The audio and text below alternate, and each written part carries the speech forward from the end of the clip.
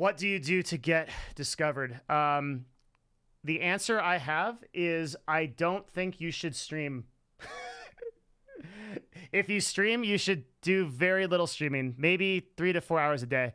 And the 100% of the rest of your time should be spent making YouTube videos and syndicating those to Facebook and Instagram TV. Why? Well, because those platforms have discovery figured out. If you're starting on a YouTube channel, you can do the right videos and the right tags and the right discovery, and you can get those viewers to come into your channel.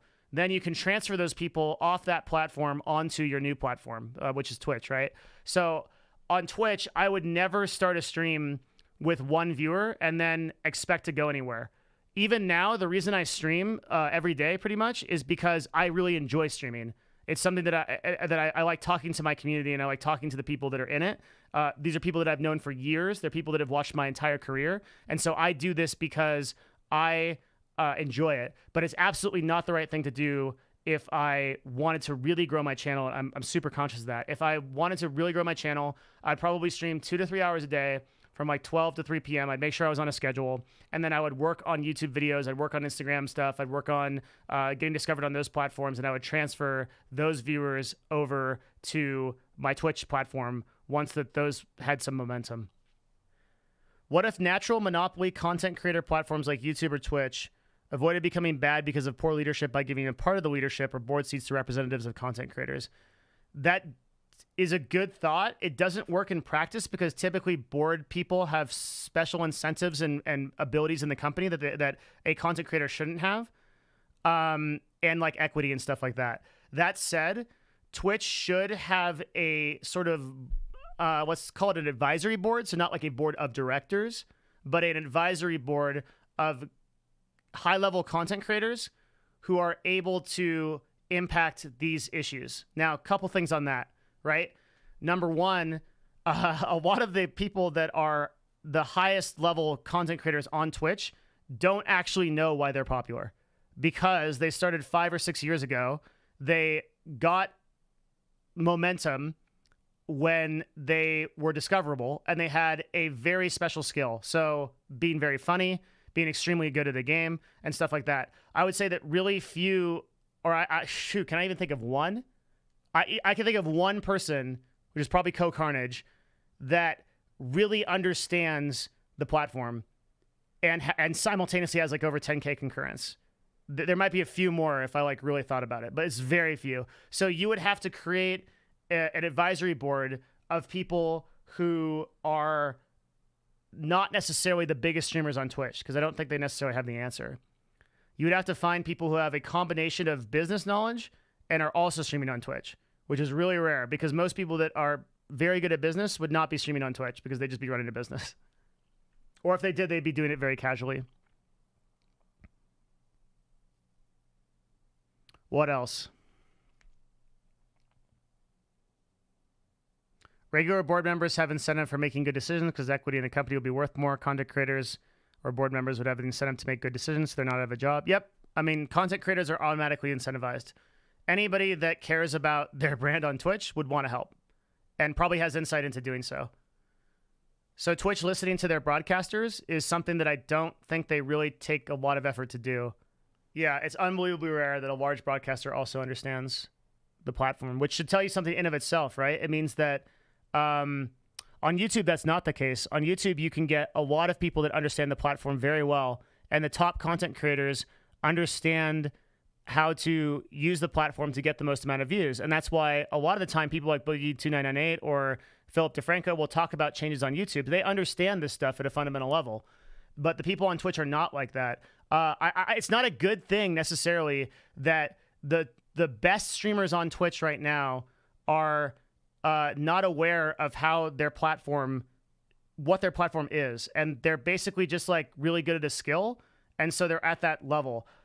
Twitch should serve you the best content that is available to you.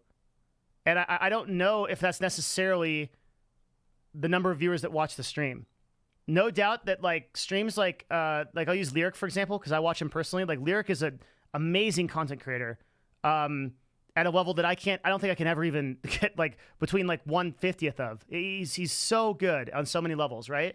At the same time, just because his stream is the most discoverable for a game doesn't necessarily mean that's the stream for everybody.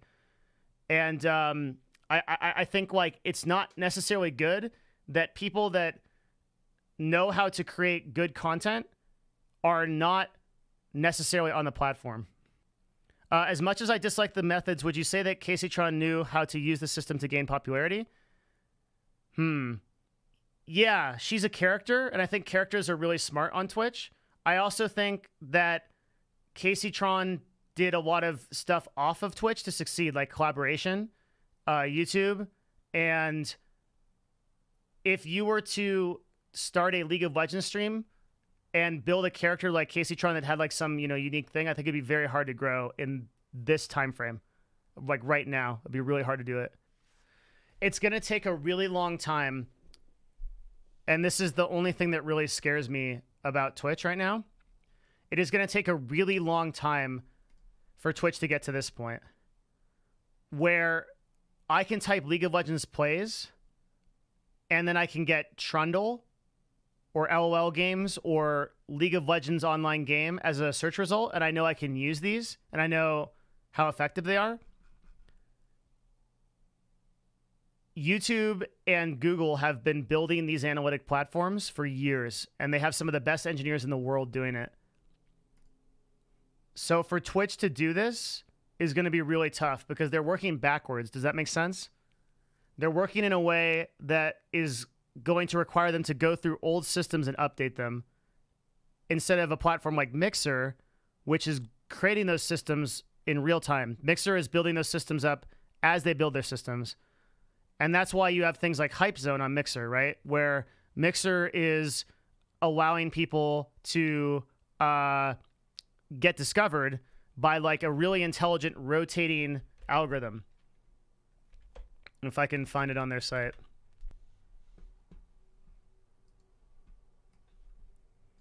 And what happens is you can go here and this thing called the Hype Zone will not only feature you, but it will also transfer viewers over to you, giving you more concurrence and then increase your discoverability even further.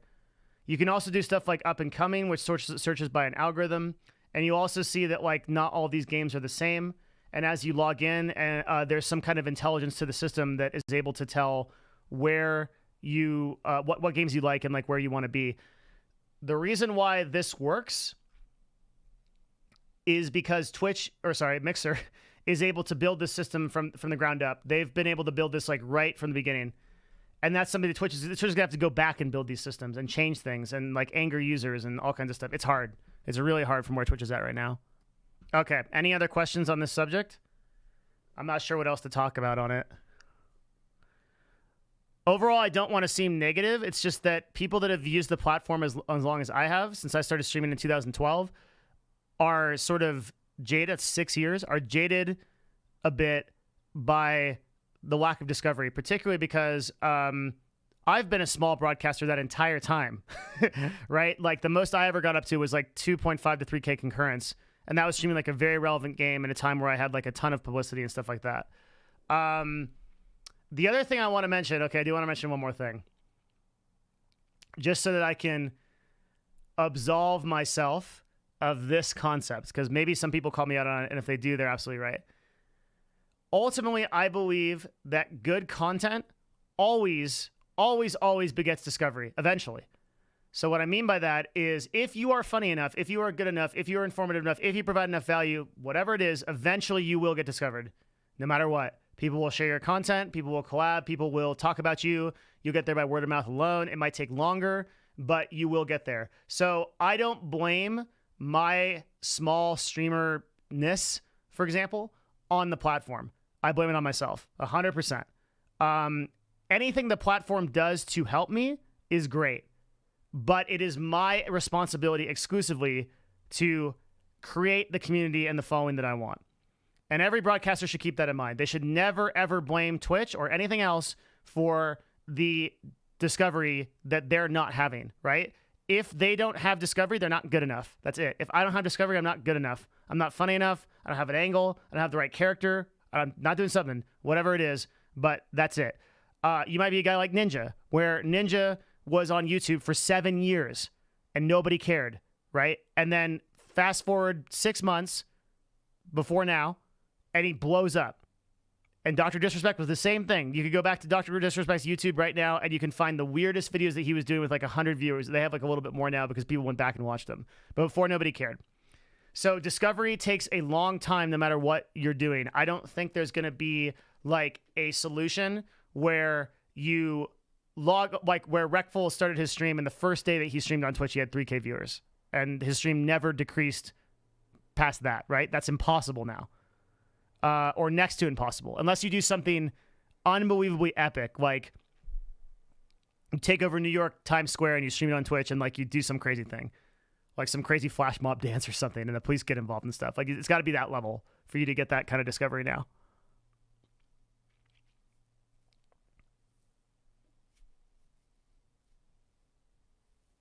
The fact that Twitch has a monopoly despite being poorly led is a market failure. I think a solution to that worth more than trying to improve Twitch is especially lobby for Twitch to improve. Well, competition begets improvement. The reason that Twitch has become so stagnant is because they haven't had competition for so long. And now they're finally afraid of Facebook Live and YouTube Live and other players in the market that have billions of dollars, right? So now it's just a little bit spooky and they got to do this stuff. Competition is always good. Monopolies are bad because they don't beget competition. They don't beget better products. Ninja playing Fortnite with Drake and several famous pro athletes, big to be discovered. He did that because Ninja is a person who I think exemplifies how this process should be done, which is you consistently produce content, you don't stop doing that, and then you sort of configure your content a little bit better every time. So every video is a little bit better. Every stream is a little bit funnier. Everything's a little bit better. And then eventually you build yourself up to the point where you can do things like play with Drake. But yeah, the reason why I say that discovery is still possible by doing insane stuff is you can get like Snoop Dogg on the platform, right? Can instantly pull 5K viewers on his first stream, for example. So it's still possible to do that. You just have to really think outside the box. Yeah. If I was a new streamer right now, and I say this with all respect for Twitch and with a sincere hope that they improve, I would definitely not start my stream on Twitch. And the big reason I would not do that is because Twitch demands exclusivity for its partnered broadcasters, which is no secret. Meaning, I can't syndicate this to any other platform. If I post a video on YouTube, I can syndicate that to Facebook. I can syndicate that to where it will do better, by the way. My videos on Facebook do better than my videos on YouTube. And then I can now syndicate it to Instagram TV as of today, which I will do. And I basically can syndicate that to multiple, even Vimeo if I freaking want. I can syndicate it all across the internet, right? But if I stream on Twitch, I can't syndicate that to anywhere else. If I stream on Mixer, I can stream that to Mixer. I can stream it to Facebook Live. I can stream it to YouTube. And I have 3 times the chance to get discovered on 3 times the platforms than I do on Twitch that already has this problem with discovery. So there's no way that I would start my stream on Twitch if I was just beginning. In fact, I had to have a huge spiritual debate with myself. Like, am I going to actually restart when I was like, now that I'm back full time on streaming, am I going to do this on Twitch? And I decided that I would, not because I thought that it was actually the better decision, but because I truly do love this platform. The people that run Twitch are personal friends of mine in a lot of cases.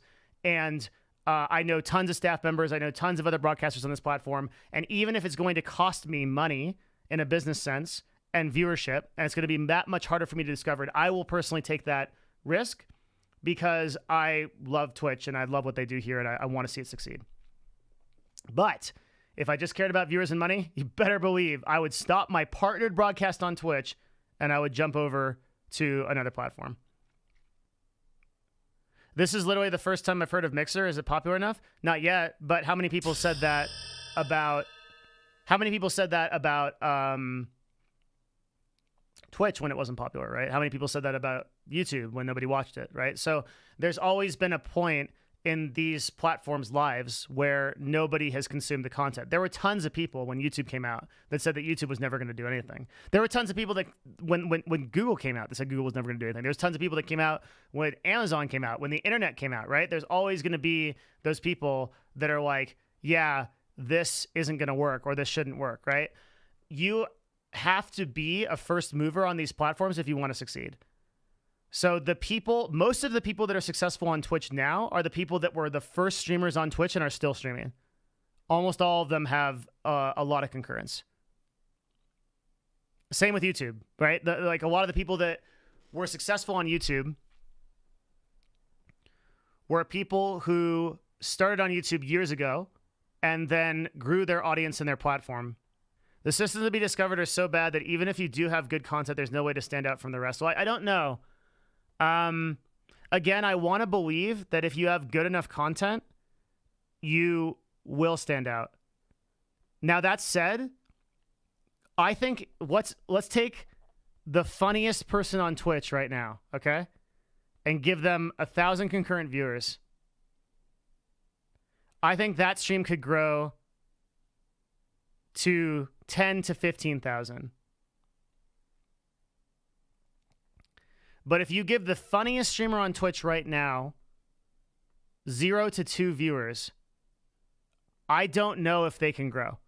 I don't actually know. If all they do is stream on Twitch, I'm not sure it's possible. And that's nuts.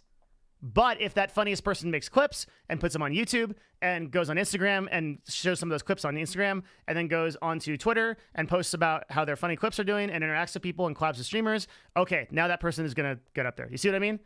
So it's like, there's a comment in chat right now, the only real path to being discovered is, funny enough, a separate website. Yeah. And that's super messed up. Why doesn't someone like Destiny move to Facebook or YouTube Live? Well, at a certain number of concurrent viewers, it doesn't make sense because the monetization and the ability to be discovered makes way more sense on Twitch. If I had 3K concurrents right now, I would never, ever consider moving to Facebook or YouTube because my discovery on Twitch is going to be a lot higher since I have way higher volume, right, for number of viewers that are coming in. So, for example, just I can prove this in like 2 seconds. If I go to like my directory and then I go to browse, okay, and I go to Path of Exile, well, literally the second person on that list is going to be Destiny, okay? So new viewers that play Path of Exile right now are discovering Destiny through this. And so he's getting literally people who have never heard of Destiny before because of the volume of people that are going through the Path of Exile, right? You have 702,000 potential followers. There's way more people that are watching it. It's almost 1 million people are able to discover Destiny right now. But if I'm one of these guys, we're probably like, what would you say, 150, 200 streams down by now? That's not going to happen. And that's the difference, right? These people should seriously consider, if they're serious about streaming. That said, a lot of people on here are probably not serious about streaming. Maybe they're just like, you know, not trying to do full time. There's a huge difference, and that's something I actually didn't talk about. There's a huge difference between deciding to be full time on this platform and deciding to be part time. And one thing that I don't want to say is like all those people on the browse tab are not full time streamers. They're not necessarily trying to make a career out of this. Maybe they're just streaming for a couple of friends and stuff like that, and that's okay.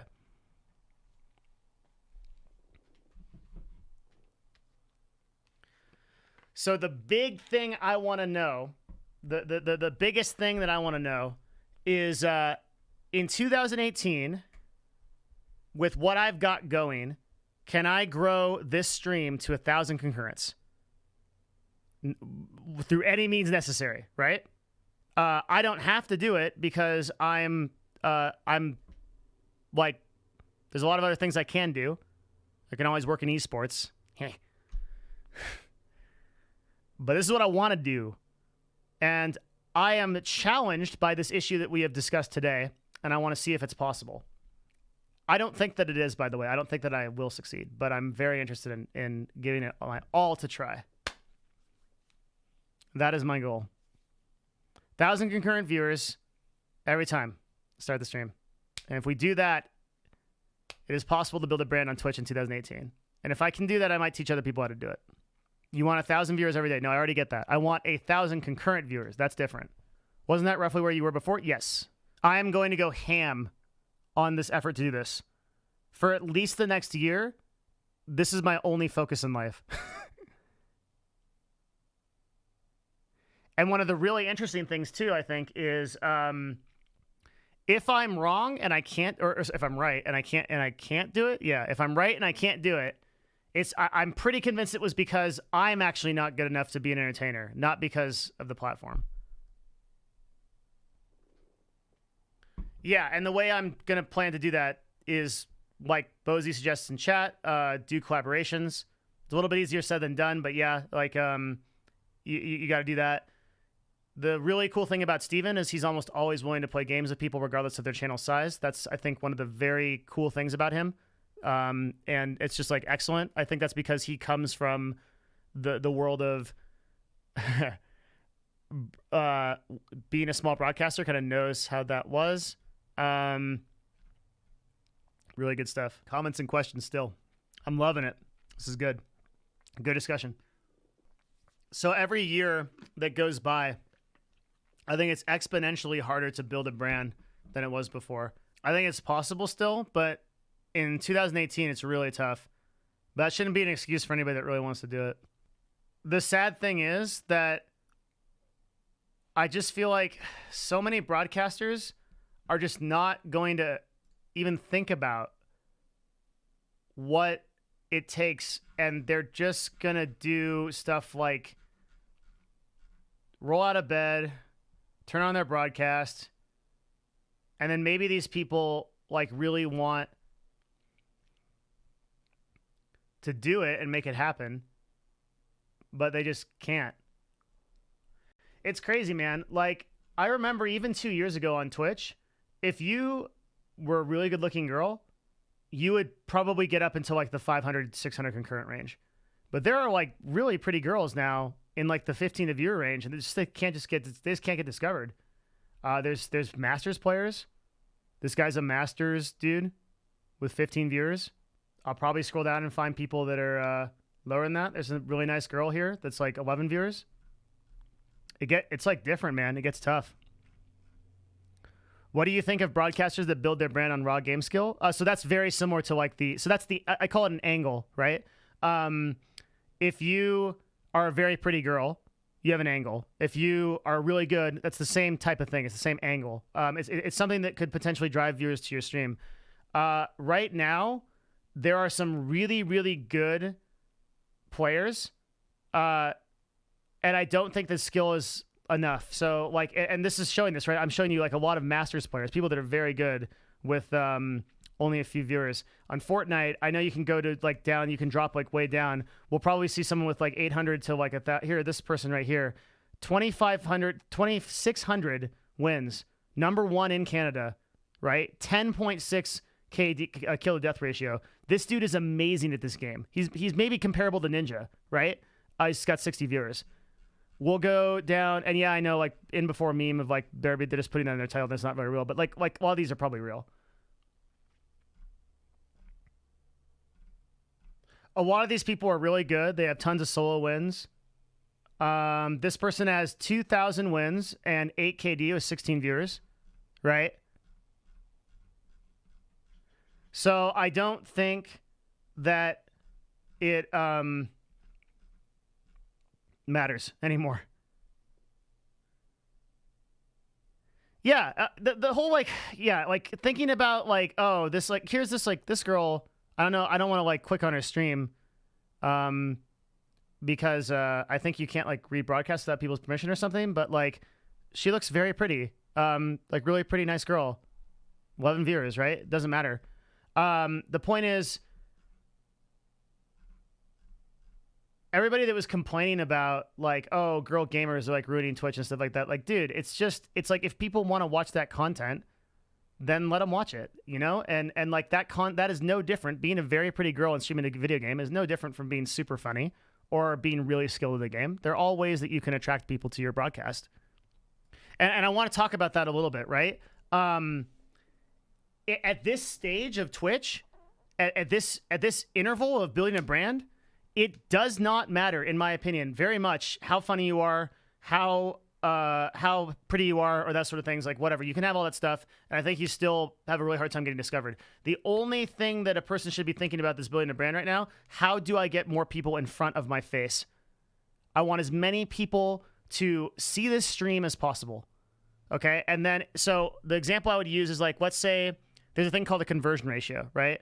For every 1,000 viewers that watch my stream, how many follow? Well, for me, it's actually quite low because I think we just broke 35,000 followers. Thank you, by the way. That's really cool. And I have like what, 3-point-something million views on this channel. That's actually a pretty low ratio for someone can do the math for followers to total views, right? It means my conversion rate for followers are pretty low. Most people that come to the stream and watch it don't like it or don't like it enough to follow it. That's fine. But if I get in front of 30 million people, it doesn't matter. You see? The thing I guess that just the thing that I guess frustrates me a little bit is that I don't want to see someone jump into the platform, really decide to go full time with it, spend 90 hours a week doing that, and never go above 2 viewers. That's like kind of rough.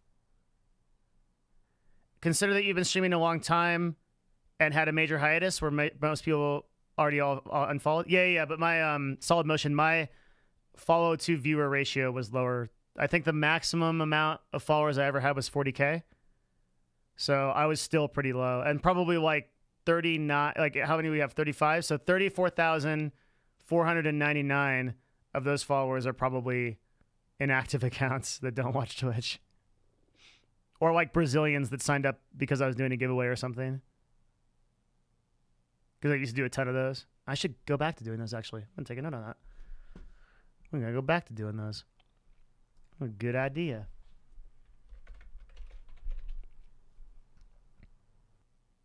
That's kind of one of the dangers of streaming, though. You should put in the time and still not make it.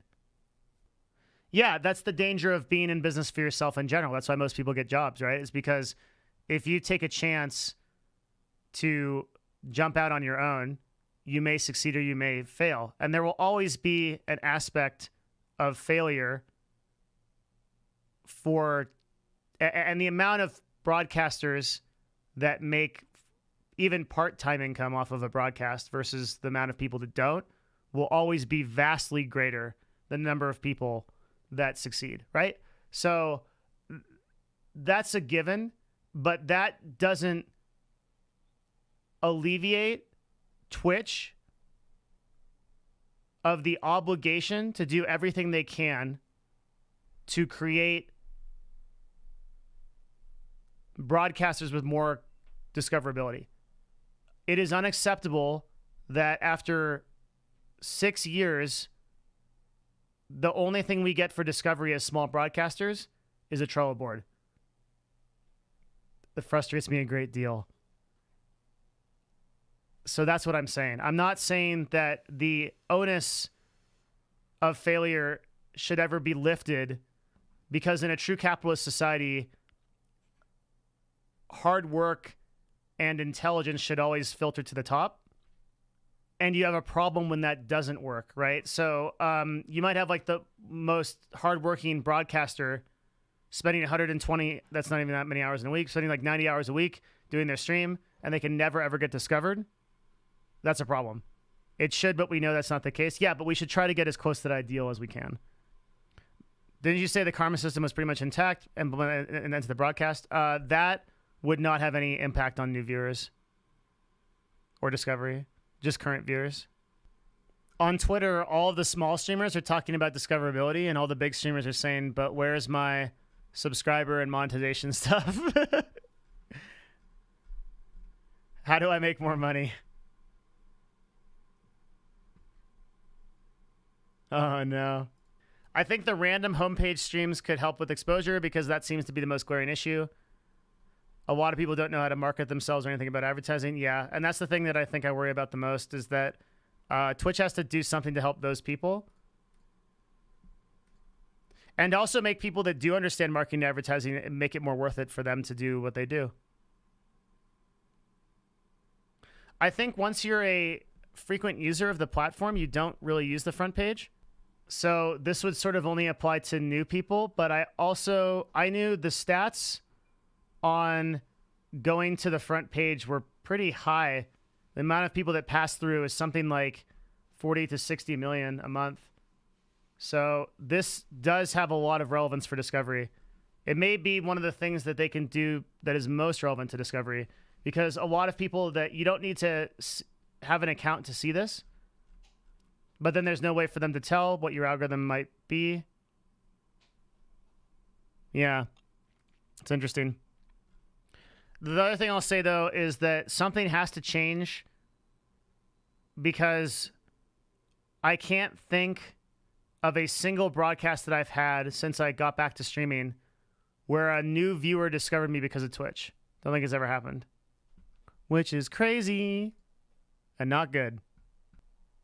Not good. Yesterday, we almost had one. He was like, yeah, I found you through Twitch. And I'm like, wait, what? And he's like, yeah, like a few years ago. And I was like, oh. He typoed. That was all it was. It wasn't really that. I only discovered you because of most of your streams of Destiny. Yep. If I can't get people to do collabs, the game is YouTube, probably. All right. So, any closing thoughts or discussion stuff about this? I think we've talked about it quite a bit. Otherwise, I'm going to play Darkest Dungeon. You were talking about new streamers should be considering YouTube and Facebook as their platforms. This include a streamer on Twitch that already has affiliate, but not much of a following. Yep. Because the big thing is that once you're an affiliate on Twitch, you can't syndicate your broadcast to other platforms, right? They won't let you do it. I don't think that affiliate, I guess I didn't answer this question, but I don't think that affiliate like really matters that much. What do you really get as affiliate? Can someone run me in? It's like, I think you get, do you get the ability to run ads and then you get subscribers? Is that right? Okay, so you get a sub button, one emote, and bits. Yeah, that's not even close to enough, I think, to justify staying on the platform. You would stay on the platform because you feel like you're getting okay. So actually, I have a good answer for this. If you are an affiliate, then hopefully you've been running your stream for, let's say, like 1 or 2 or 3 months. And let's say you have 3 months, I would look very carefully at your data. And I would see if you are getting discovered through Twitch. If the answer is no, and there aren't any new viewers that are coming into your stream from Twitch, then you should seriously consider using another platform, like Mixer, Facebook, or something like that. Again, if you use Mixer, for example, you should be then syndicating your live content to every other platform. I would never use Mixer alone. I would use Mixer, Facebook, and then YouTube at the same time. And I would syndicate them all through something like Restream.io, which allows you to do that. Am I using my old Mylixia YouTube account? Yeah, youtube.com/Mylixia is going to be the one that I'm doing full time. There's 3 new videos up there that since I've rebooted the channel.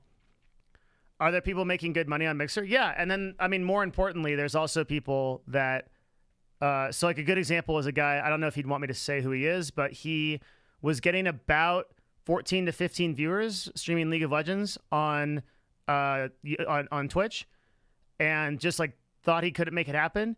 And then he went to Mixer and YouTube, and he had 400 concurrents on both platforms. So they're separate viewers day one, right? Just because, I guess the easiest way to describe this was like, do you want a smaller part, a tiny part of a bigger pie, or do you want a larger part of a smaller pie, right?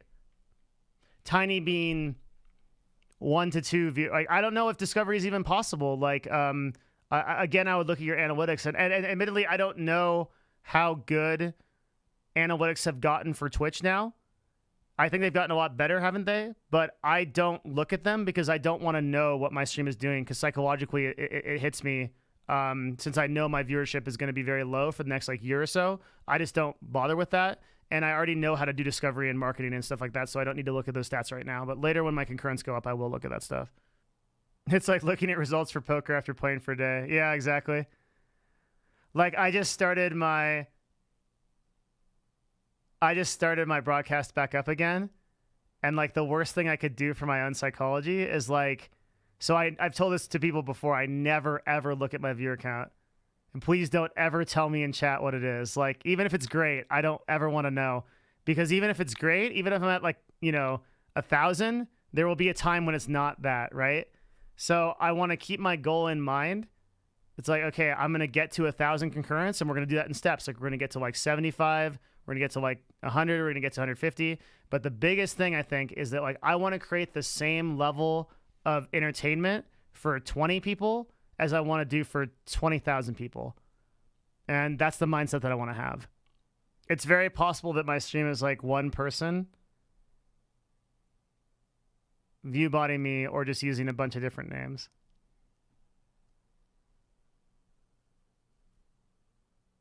As long as the chat's like going, I'm also really happy too.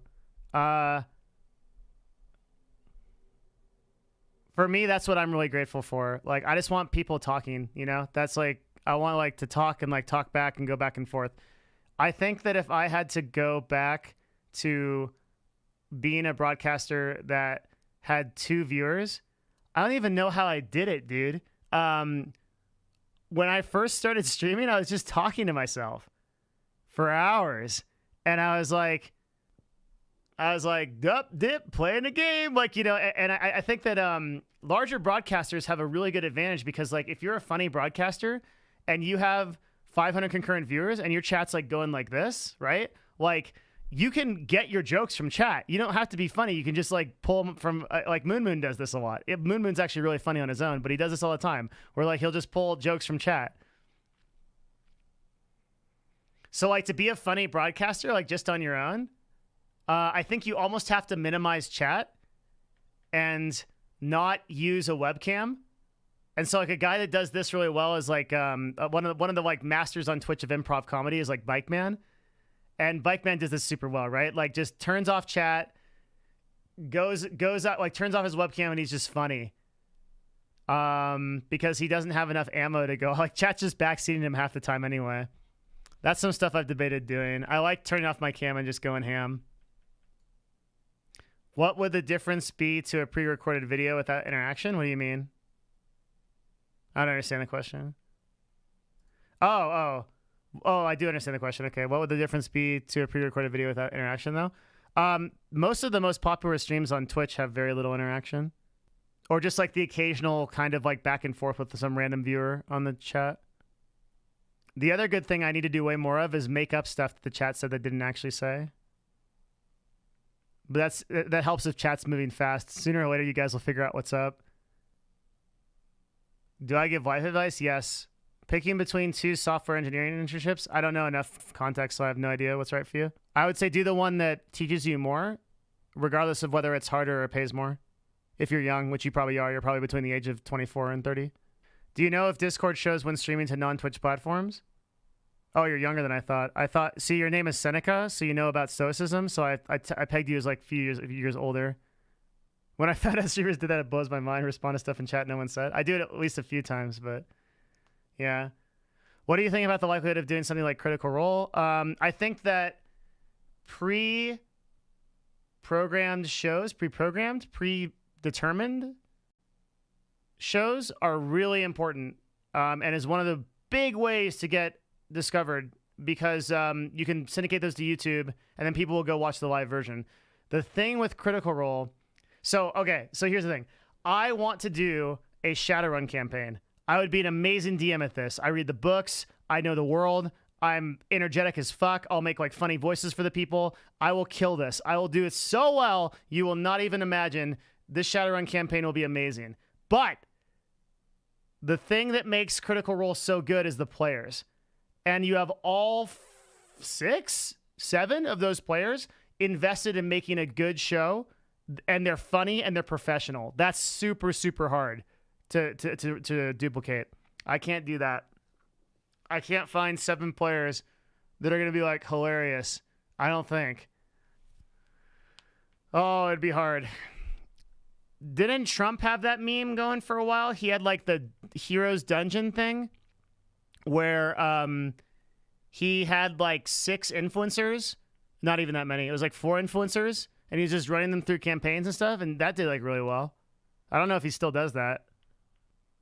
Like getting the players it's hard enough to get those players like without a streaming thing. You need a person that can consistently show up every time. You need a person that has like a pretty good personality on broadcast. Anybody that's played D&D knows that like there's a few types of players that can just ruin a run, and you have to be willing to like old yeller the people that aren't going to work out. You know, like if a guy's just not clicking on camera, you kind of just got to be like, I'm sorry, man. That's it. So it's got to be brutal. It's got to be brutal. Half the time with Critical Role, it's not even Matt carrying the show. It's like Laura or Sam or Travis. It's just the perfect storm. Everybody on that's amazing. And I still don't watch it. Because they're not serious enough about D&D. Their stats are not specific enough to the rule set. Combat is not engaging and difficult enough, etc. That's why I don't watch it. I'm an extremist. People should die.